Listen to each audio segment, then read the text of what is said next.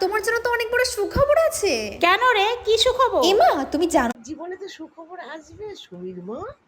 এটা অবাক হওয়ার কি আছে বলো?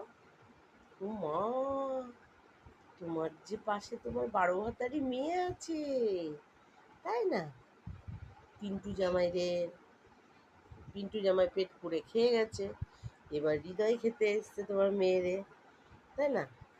এত যদি মৌমাছি মধু খেয়ে খেয়ে বেড়ায়, তাদেরই বা আর কি দোষ? তোমার চ্যানেল তো গ্রো হবেই, হবে না? ওরকম মেয়ে তোমার পাশে, তাহলে তোমার চ্যানেলগুলো হবে না কাজ, আর আমাদের হবে?